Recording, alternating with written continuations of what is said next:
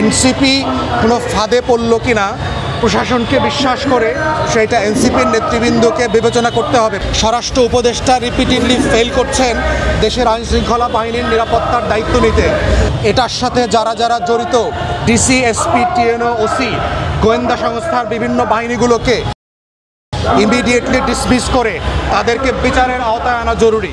আপনারা দেখেছেন গত প্রায় 3 সপ্তাহ ধরে জাতীয় নাগরিক পার্টি এনসিপির দেশব্যাপী পদযাত্রা চলছে এবং ইতিমধ্যে তারা 30-এর উপরে জেলায় তারা পদযাত্রা করেছে। তারই অংশ হিসাবে গতকালকে তাদের গোপালগঞ্জে পদযাত্রা এবং সমাবেশ ছিল।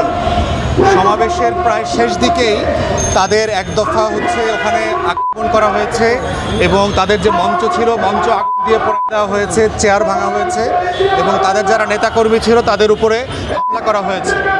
এটা খুবই দুঃখজনক এবং ন্যাক্কারজনক।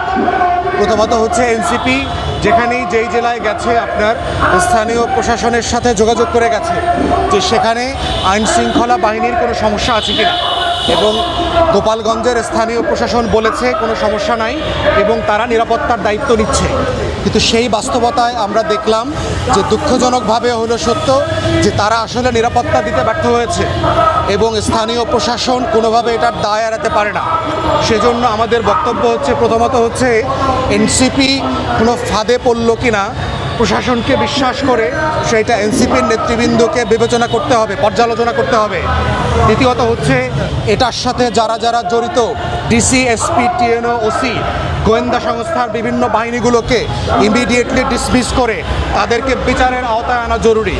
তৃতীয় স্বরাষ্ট্র উপদেষ্টা রিপিটেডলি ফেল করছেন দেশের আইনশৃঙ্খলা বাহিনীর নিরাপত্তার দায়িত্ব নিতে।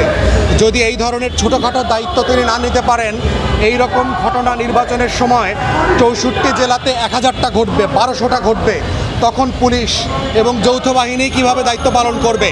এই ব্যর্থতা কি অন্তর্বর্তীকালীন সরকারকে চাপিয়ে দেওয়ার চেষ্টা করা হচ্ছে কিনা? যারা যারা চায় না যে অন্তর্বর্তীকালীন সরকার সফল হোক এবং অন টাইমে নির্বাচন হোক।